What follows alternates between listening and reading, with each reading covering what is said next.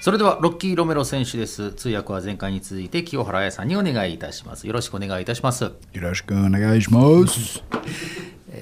ロッキー・ロメロ選手はもともとロサンゼルス道場の出身ですよね。道場に行くまで猪木さんのことはご存知でした？ So you knew about Inoki before you went to Dojo? Of course. もちろんです。Yeah.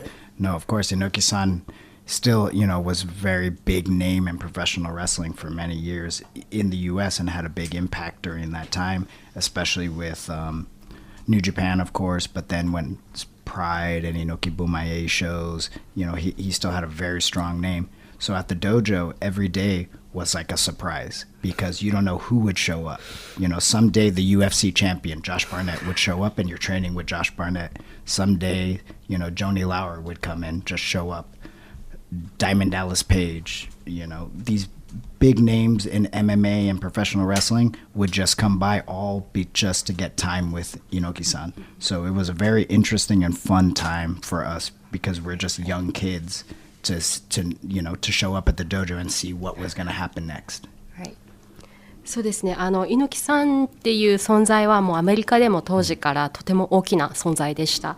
もうその彼の成し遂げてきたことがアメリカでももちろん知れ渡っておりましたし、もう大きな存在だったんですね。で、その猪木さんのいるこの道場に行くことで、プロレスだけでなくUFC だったり、総合格闘家のビッグネームのレジェンドたちがフラッと顔を出して、そのトレーニングを一緒にさせてもらえるっていう毎日がサプライズの連続で、例えばジョシュ・バーネットが突然来てフラッと、で今日のトレーニングは彼とするみたいな感じで、そんなびっくりなエピソードがの連続で、そのまだ若い18歳の自分にとってはもう夢のような場所でした。猪木さん当時サンタモニカに住んでいたから割と頻繁に道場に来たと思うんですが、猪木さんとのエピソードで一番印象に残っていることは何でしょうか？ So at that time, Inoki-san was probably living in Santa Monica, so he must have been stepping into the dojo quite often. Do you have any specific memories with Inoki? Of course, yeah. He would come to the dojo almost every day if he was in town. So, I don't know if that was one of the biggest reasons for him opening the dojo there, was so that he had a place to train, himself. But also, I think he was always ahead of his time, right? He was always a great thinker and always 2 or 3 steps ahead of what professional wrestling was going to be. So his idea of expanding New Japan would be creating the base first, right? The center. And that would be through a dojo in Los Angeles. And now we see it working for New Japan Strong. But at this time, the internet wasn't as big as it was, and the reach of New Japan wasn't as big as it was. It wasn't so accessible. So, I have to thank Inoki-san for his thinking and being, 10 steps ahead, just too early, But yeah, some of my favorite moments was I would drive Inoki-san. I'd pick him up from his condo and bring him to the dojo and drive him back. And sometimes if he wanted to stop and he had meetings with certain people, then I'd be driving him around Hollywood and all over, Los Angeles, kind of just being his driver and making sure that he was okay. And so I got to spend a lot of time with him during that time. It was a very special time for me. And he always really took a liking to me, so much that I remember one time in 2000, maybe 2004, 2005, I came over for the Best of Super Junior, and I was Black Tiger at that time. And one day I'm sleeping in the dojo. It's like midnight, and I had just fallen asleep, and I hear a knock on the door, boom, boom, boom, and the door opens, and I think it was Yujiro maybe.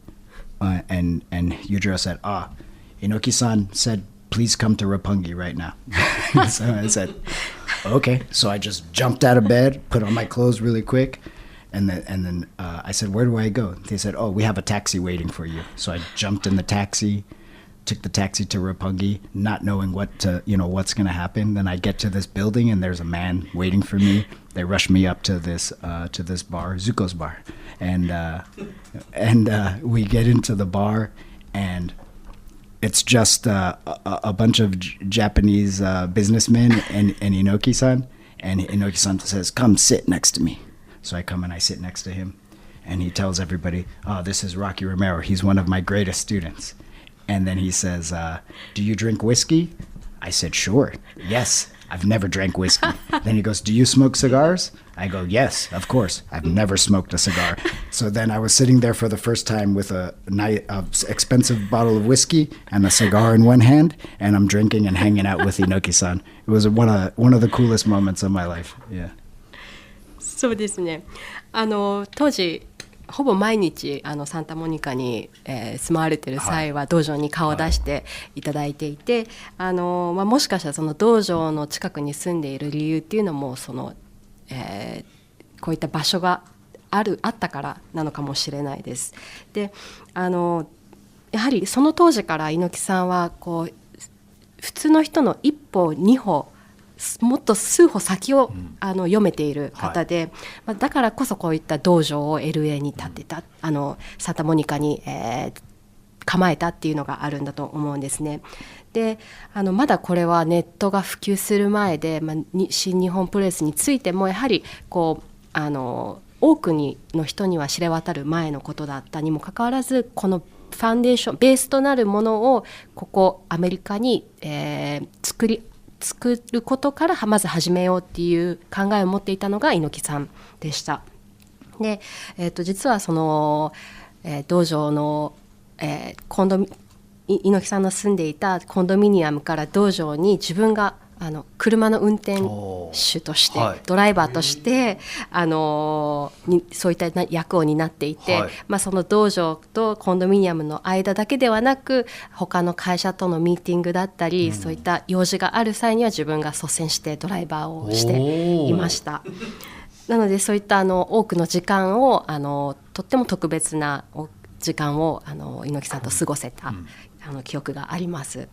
であと思い出深い話としてはですね、2005年か4年だったと思うんですけども、真夜中のレッスルキングダム